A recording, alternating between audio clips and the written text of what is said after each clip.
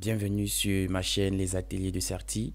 Aujourd'hui, je vais vous parler d'écriture, de description dans le roman et en ma qualité d'écrivain, d'éditeur, je viens vous discuter avec vous de quelques trois astuces pour bien écrire. Allez, c'est parti.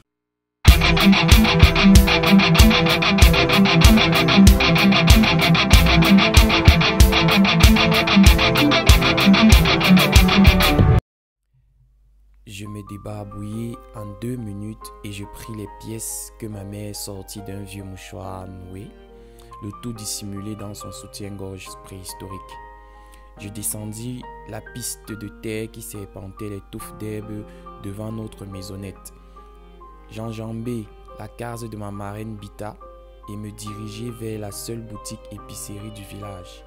Elle s'ouvrait à 200 mètres de chez moi et était tenue par l'œil vigilant d'Aladji. Tout le village se rendait chez Aladji pour s'approvisionner en toutes sortes de denrées alimentaires et nécessités pour la lessive ou le ménage. Faute d'argent, on se passait, ma mère et moi, du petit déjeuner.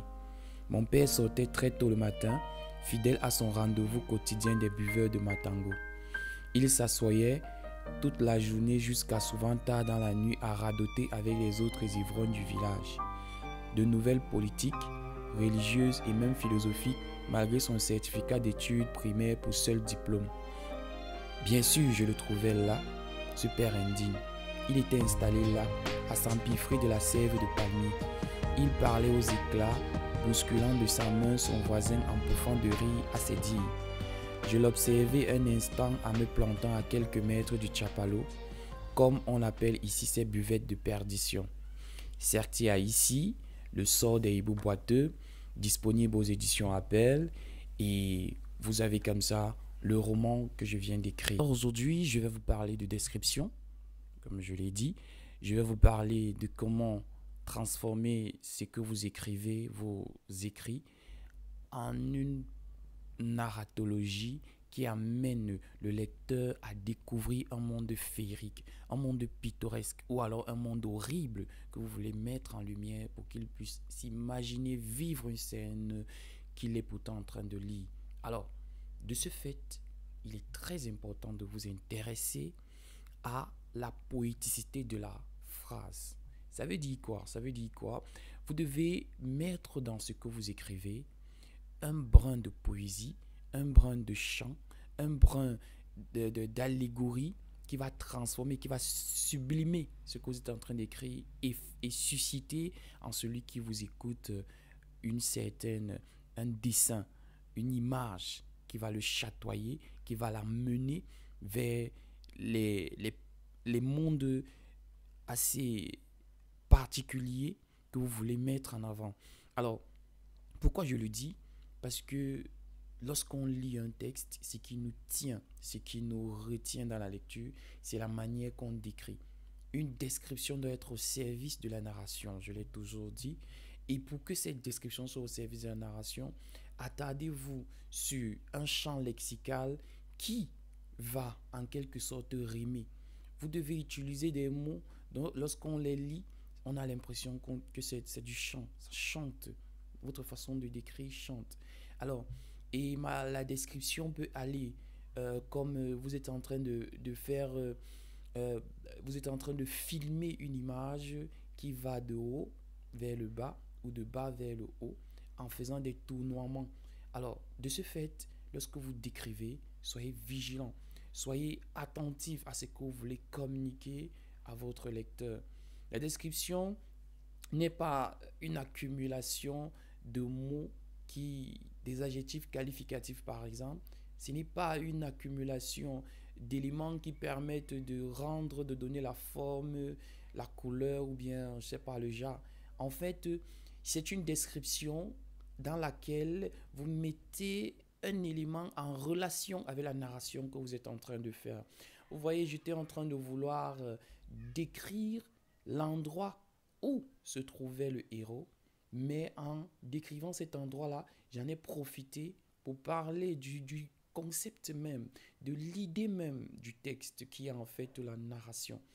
Lorsque je décris le chapalo en fait, c'est un endroit réservé ici dans mon pays au Cameroun, un endroit réservé pour boire du vin.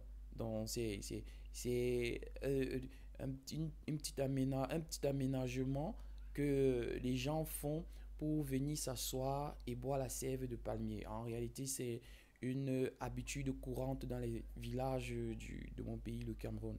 Alors, lorsque je décris cette scène, je mets en avant le père du héros qui est en réalité un adepte de ces coins-là et j'en profite pour décrire ce qu'ils y font, ce qu'ils sont en train de faire et en même temps aussi je m'attarde sur la psychologie du personnage du père du héros parce qu'en réalité la psychologie du père du héros montre l'aversion, montre la répugnance qu'on pourra avoir vis-à-vis de de cet écrivain-là, pardon, de ce papa qui est irresponsable, qui est un ivrogne.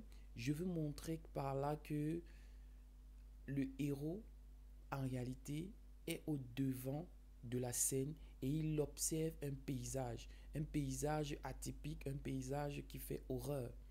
Lorsque vous voulez décrire, donc, faites attention à ce que vous voyez, à ce que vous entendez, à ce que vous humez et à ce qui se dit.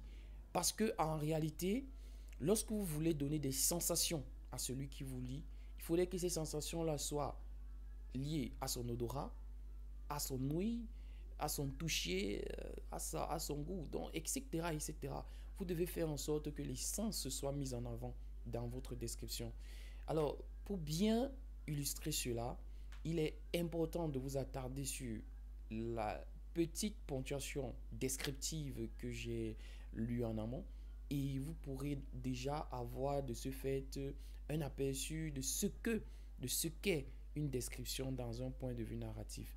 Alors, c'était pour vous montrer comment décrire dans le roman de façon aisée et emmener le lecteur à aimer ce que vous êtes en train de faire, à être captivé par votre écriture, parce que vous avez de la poéticité, parce que vous êtes capable de décrire en faisant des allégories, en faisant des métaphores, en comparant une description à quelque chose.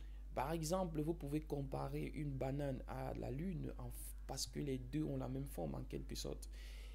C'est vrai qu'il faut aller chercher, mais en réalité, c'est en faisant réfléchir, en faisant s'évader la réflexion du lecteur comme ça, avec les images que vous provoquez, que vous arriverez à faire une description digne de ce nom.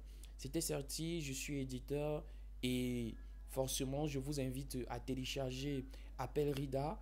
Appel Reader est une application qui permet de télécharger des livres et de les lire en ligne. C'est disponible partout dans le monde et vous avez des liens juste en description. Je vous invite à liker, à commenter et à partager cette vidéo pour aider plus d'un, ceux qui veulent se lancer dans l'écriture. Et je vous invite comme ça la semaine prochaine. Bye bye!